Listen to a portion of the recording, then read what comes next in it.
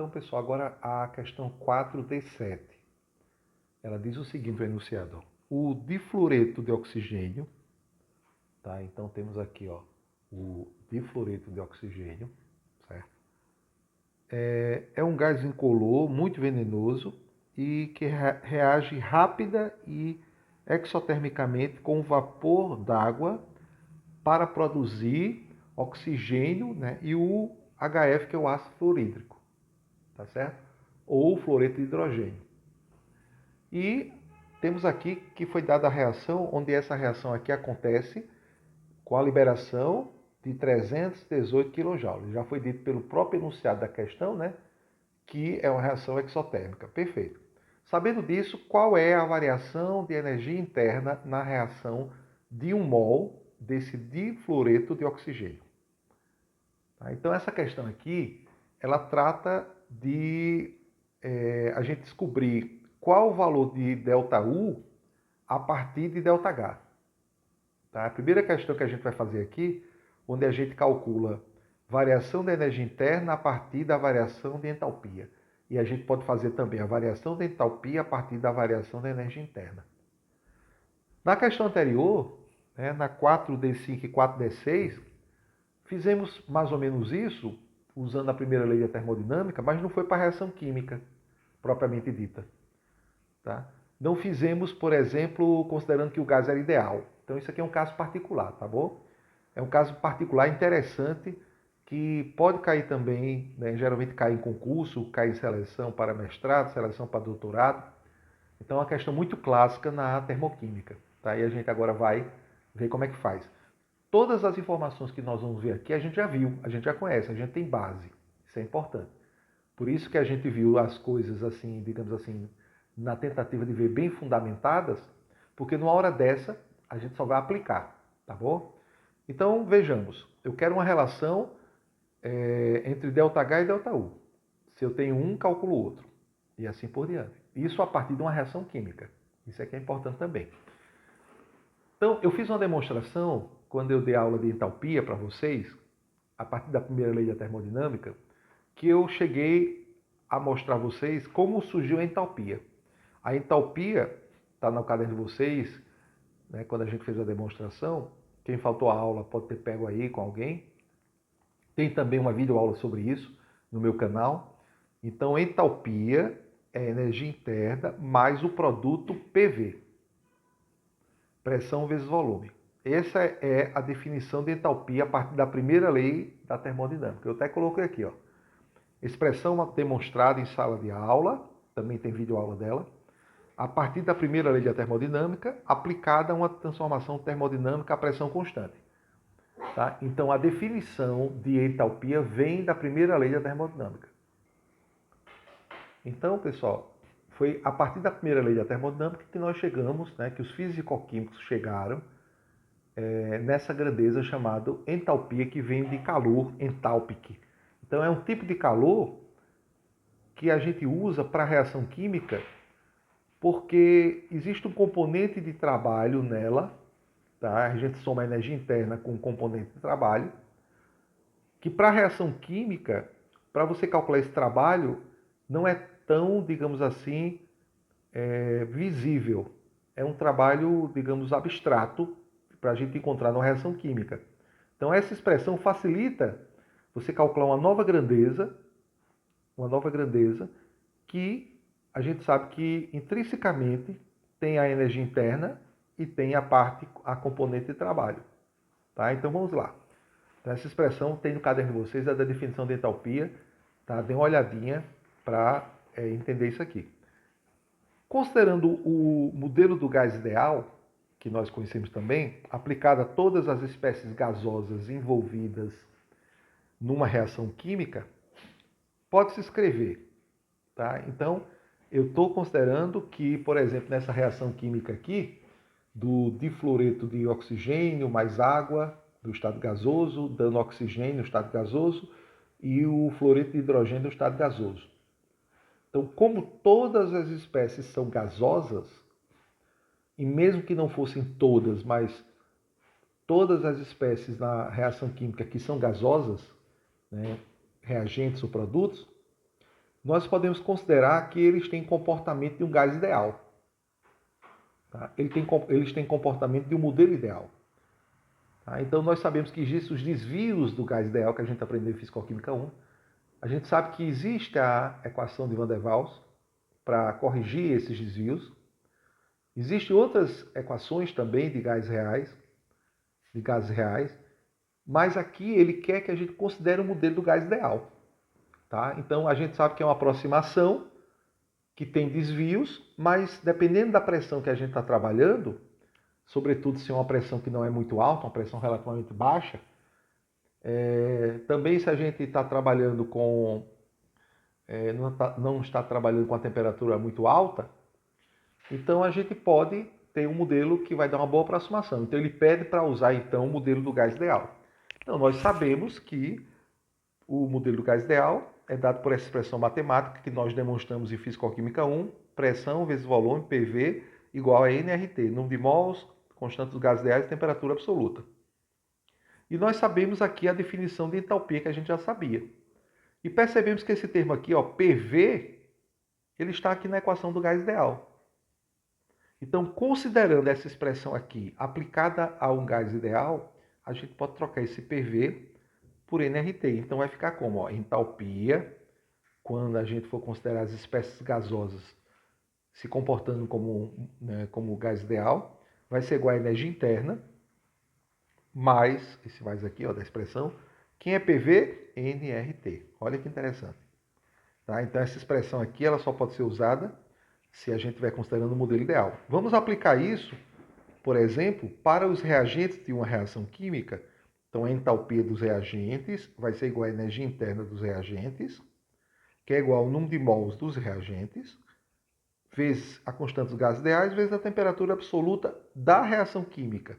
A reação química acontece a uma temperatura constante, digamos assim, certo? Então, não está tendo variação de temperatura durante a reação química. Perfeito.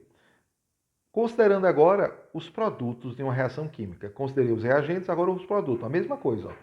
A entalpia agora vai ser dos produtos, a energia interna agora vai ser dos produtos, o número de mols dos produtos, multiplicado pela constante dos gases ideais e a temperatura absoluta da reação química. Tá? Que temperatura ela ocorre. Tá bom? Fazendo isso, pessoal, olha que interessante. Nós temos aqui, ó, que a entalpia, nós já vimos isso, repetimos isso várias vezes em sala de aula, inclusive isso é o fundamento da lei de Hess, que nós vimos também. A entalpia é uma propriedade termodinâmica que é uma função de estado. E o que é que significa uma função de estado? É uma grandeza que só depende dos estados final e inicial. Não depende do caminho da reação.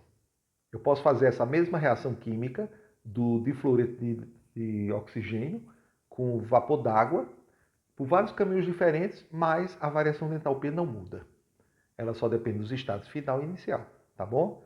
Então, esse valor aqui eu já conheço, usando agora o modelo do gás ideal, trocando PV da definição de entalpia por nRT. E esse aqui eu também já conheço, tá?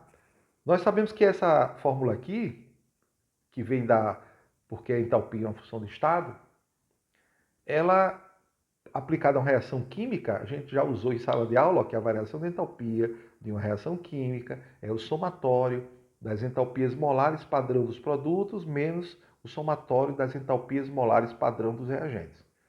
Tá? Então, quero calcular ΔH. A variação de entalpia de uma reação química só depende dos estados final e dos estados inicial. Dos estados final e inicial, melhor dizendo.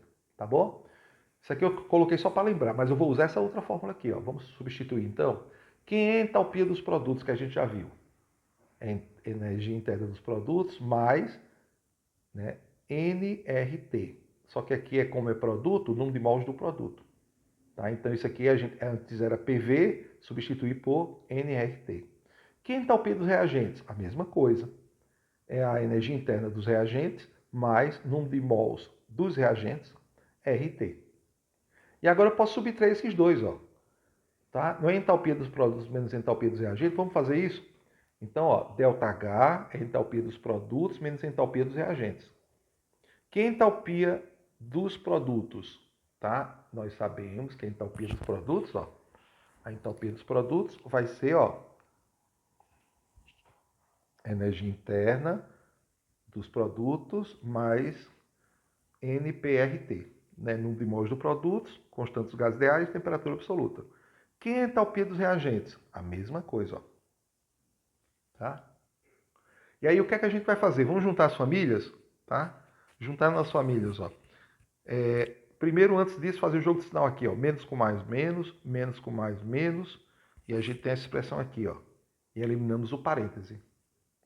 Agora sim, juntando as famílias, ó. Entalpia dos produtos, ou melhor, desculpa, energia interna dos produtos menos energia interna dos reagentes. Vamos juntar os dois, ó. Juntei, tá? Juntei os dois. Aí o que é que acontece, pessoal? O que é que acontece? Deixa eu ajeitar aqui. Ó, sobrou quem? Sobrou número de mols do produto, que é positivo, RT. E sobrou menos número de mols dos reagentes, RT. Então, esses dois termos aqui, ambos têm um termo comum, RT. Ambos têm um termo comum, RT. Vamos colocar RT em evidência? Então, repetir aqui, ó. Quem é a energia interna dos produtos menos a energia interna dos reagentes? ΔU. Porque a variação de energia interna também é uma grandeza que é função de estado, que só depende dos estados final e inicial. Então, eu posso escrever isso aqui, ó. Colocando RT em evidência, então o RT aqui em evidência, ó, que multiplica NP, porque RT já está aqui fora, só precisa NP. RT já está aqui fora, ó, só precisa NR. E quem é número de mols dos produtos menos número de mols dos reagentes? É uma nova grandeza que não tão nova para a gente, que a gente já dá para perceber, a gente já tem noção, né? Que se eu tenho o número de mols dos produtos de uma reação química, se eu tenho o número de mols dos reagentes, eu tenho a variação no número de mols das espécies gasosas, que eu coloquei aqui, ó, ΔN gás. Tá? E aí eu tenho a expressão, ó. Essa expressão aqui, pessoal, ela veio dessa demonstração simples de coisas que a gente já sabia e a gente viu como é interessante fazer. Né? Eu sugiro que vocês peguem papel ou no caderno e façam essa demonstração entendendo. Porque na hora da prova, você pode precisar fazer essa demonstração na hora, lá em tempo real. Porque você pode esquecer, tá certo? Olha, se eu tenho ΔU, se eu sei a variação de número de mols das espécies gasosas, se é dado o R e a temperatura, eu acho o ΔH. E se eu tiver o ΔH, com essas outras informações, eu acho o ΔU. Tá bom? Vamos ver o que, é que essa questão quer. Né? Adiantando, essa questão deu ΔH, deu a reação química que tem os coeficientes estequiométricos, então vou poder fazer isso. E essas reações são todas nas condições padrão. Condições padrão é 25 graus Celsius. Então, nessa questão aqui, a gente vai usar 25 graus Celsius. O correto é ele dizer, considere a reação ocorrendo a 25 graus Celsius. Mas ele está, né, supondo aqui que a gente está entendendo que a gente está trabalhando em condições padrão, que é 25 graus Celsius, tá bom? Então, vamos ver o enunciado da questão e substituir os valores? Então, temos aqui a reação química de fluoreto de oxigênio no estado gasoso, mais água, né, no estado gasoso, água a vapor, dando oxigênio no estado gasoso, mais o fluoreto de hidrogênio no estado gasoso. Aqui nós temos os coeficientes estequiométricos, ó, 1, 1, 1 e 2. Tá? E aqui temos ΔH. Essa reação exotérmica, como foi dito no início, né, no enunciado, libera menos 318 kJ. Tá bom? Nós já sabemos que quem é o ΔN? Tá? É a variação do número de mols das espécies gasosas. Eu digo que nós já sabemos, mas isso aqui eu estou apresentando pela primeira vez para vocês, que é bem lógico, do jeito que a gente até alcançou aqui na demonstração, que o ΔN é número de mols dos produtos menos número de mols dos reagentes. Por que eu usei esse somatório aqui? Por que eu usei esse somatório aqui? Como eu usei lá no ΔH, de uma reação química. É porque eu tenho duas espécies nos reagentes. Então, eu vou ter que somar somatório dos números de mols dos reagentes das espécies gasosas. Tá? Então, eu só coloco aqui as espécies gasosas. Se tiver uma espécie no estado líquido ou no estado sólido, eu não coloco. Tá? E faço o quê? Só coloco as espécies gasosas. tá? Pois bem, também nos produtos eu tenho duas espécies químicas que felizmente são gasosas. Se não fosse, eu não ia me preocupar. Aqui só entra espécies gasosas, porque a gente está usando a lei dos gases ideais. Tá? Por isso que a expressão é essa. Vamos fazer então? Olha, número de mols da espécie gasosa, produto. Nós temos aqui 1 mol do gás oxigênio, 2 mols do fluoreto de hidrogênio. Essa reação já veio balanceada. Tá? Ela tem aqui 2 fluos, ela tem aqui 2 fluos. Tá certo?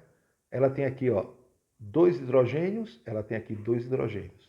Ela tem aqui 2 oxigênios, tá? E ela tem um oxigênio aqui e um aqui. Tá tudo certinho. Se tá certinho, eu posso usar o quê? Quais são os somatórios, ou qual é o somatório do número de mols das espécies gasosas do produto? 1 mais 2, ou 2 mais 1, tá certo? A ordem das parcelas não altera a soma total, né? Menos, aí quais são os números de mols das espécies gasosas dos reagentes? 1 e 1. Então, 1 e 1. Então, vocês entenderam que isso aqui é a soma dos números de mols das espécies gasosas do produto. Né? Então, aqui é produto. E aqui é a soma das espécies dos números dos mols, dos números de mols das espécies, né, gasosas dos reagentes. Tá bom? Então, 2 mais 1, 3. 1 mais 1, 2. Como tem o menos aqui da fórmula, 3 menos 2, 1 mol. Tá? Porque a grandeza de variação do número de mols é mol. Agora a gente pode substituir pela fórmula que nós encontramos. Nós sabemos demonstrar essa expressão e a gente já tem quem? Nós temos o ΔN, já é 1 mol. Temos a temperatura, 25 graus Celsius, que é igual a 298,15 Kelvin. Portanto, ele deu também o ΔH. Então, nós temos o ΔH, que a gente tem que ter cuidado porque está em kJ, vocês vão ver. Então, é menos 318 kJ. Então, vamos substituir logo. Né? Mas só que, vamos ajeitar a expressão logo. Como eu quero ΔU, eu vou imaginar o ΔH no primeiro membro e passar mais esse produto aqui, mais esses três aqui, para o primeiro membro. Então, o ΔH está lá, esses três aqui vão passar, é mais, eles vão passar o quê? Menos. Então, vai ficar ΔH menos ΔN vezes E vezes T. E todos eles do primeiro membro, no segundo membro só vai ficar ΔU. Aí eu posso inverter, então fica ΔU igual a ΔH mesmo, menos ΔN das espécies gasosas vezes RT. Tá certo? Então, é uma coisa simples, básica, equação de primeiro grau, mas muita gente erra essa passagem. Tá? Eu poderia jurar assim, passar ΔU para o primeiro membro, ΔH para o segundo membro? Posso fazer isso. Mas se eu fizesse isso, o ΔU quando passasse para cá, ele passaria negativo. E o ΔH quando passasse para cá, ele passaria negativo. Depois eu multiplicava tudo menos 1. Aí o ΔU que ficou negativo, ficava positivo. E o ΔH que passou para cá negativo, ficava positivo, dá no mesmo. Tá bom? Tudo bem, vamos substituir. Quem é o ΔH? Menos 318 quilojoules. 10 a terceira joules. Tem que ser em joules aqui, viu? Menos. Quem é o ΔN das espécies gasosas que a gente calculou agora há pouco? 1 mol. Quanto é a constante dos gases ideais? Usando a unidade de Joule, que é o menos 1 mol a menos 1, é o 8,314,41. Quanto é a temperatura? Estamos usando a temperatura padrão. Tá? Deveria ser dado no enunciado, mas como é uma questão de livro, subentende-se que a gente está trabalhando no padrão. Num concurso, numa seleção de mestrado e doutorado, ele daria temperatura. Tá bom? Então, 298,15 Kelvin, que é 25 graus Celsius. Fazer esse produto aqui, gente, ó o que deu. 2,4789 vezes 10 a terceira é o quê? Joule. E o ΔH que nós tínhamos, menos 318 vezes 10 a terceira Joule. O que é que eu posso observar logo aqui com vocês? Que o ΔU vai ser o ΔH menos uma pequena correção. Por que uma pequena correção? Porque aqui é 2,4789 vezes 10 a terceira joules. É como se fosse 2,4789 kJ. E o ΔH, como a gente viu no início da questão, é menos 318 quilojoules. Então aqui é menos 318 quilojoules e aqui é menos 2,47, arredondando, quilojoules. Isso quer dizer o quê, pessoal? Que o ΔU e o ΔH são muito próximos em valores. A diferença entre os dois é na ordem de 2, 3 quilojoules. Tá? E tem lógica de ser isso, eu vou dizer daqui a pouco. Então, fazendo essa continha aqui, ó, tá? Na calculadora direitinho, menos 318 quilojoules, menos 2,4789 quilojoules, vai dar menos 320,4789 quilojoules, 10 a terceira joules. Né? Ou a gente escreve assim, quilojoules já. Olha, eu vou colocar aqui, só para a gente comparar, ó. Esse valor aqui, que eu já olhei no gabarito do livro, está tudo correto. Quem é o ΔH que foi dado no início da questão? O ΔH foi menos 318 quilojoules. Olha como são próximos. A diferença aqui é de 2 quilojoules aproximadamente. Isso, onde é que a gente pode dizer que isso tem uma lógica, que tem uma coisa que gera de se esperar? É porque nós sabemos que existe calor a pressão constante e existe calor a volume constante. E isso é porque o calor não é uma função do estado. O calor depende do caminho que você está fornecendo o calor. A pressão constante tem um valor, a volume constante tem outro valor. Tá? E nesse caso aqui, inclusive eu posso até aproveitar e lembrar vocês que QP é N, CP, ΔT, como a gente já conhece. QV é N, CP, ΔT, como a gente já conhece. Então, nós sabemos que esses valores aqui são distintos. Tá? E nós sabemos que calor a pressão constante é ΔH. E QV, calor a volume constante, é ΔU. Então, esses dois valores aqui, ó, eles são próximos porque o QP e QV também são próximos. Porque se esses dois são iguais e esses dois são iguais, o que vai fazer o QP ser diferente do QV é o CP e o CV. Que inclusive para um gás ideal nós sabemos, ó, CP menos CV é igual a quanto? A R. Tá? Que é 8,314,41 joule, que é o V-1 ou A-1. Então essa diferença deles dois aqui é na ordem de 8 kJ. Ou melhor, desculpa, 8 joules, 8,314,41 joules, que é o V-1 ou A-1. Tá? Então é um valor muito pequeno. Nem é em quilojoules, é um valor muito, muito pequeno. Tá certo? Então esses valores são próximos e esses aqui também são próximos. E, consequentemente, ΔH e ΔU são relativamente próximos, como deu aqui uma diferença de 2 kJ. Tá bom? Então, essa é a questão resolvida, né? A questão do livro 4D7. Tá bom? Até a próxima questão aí, pessoal.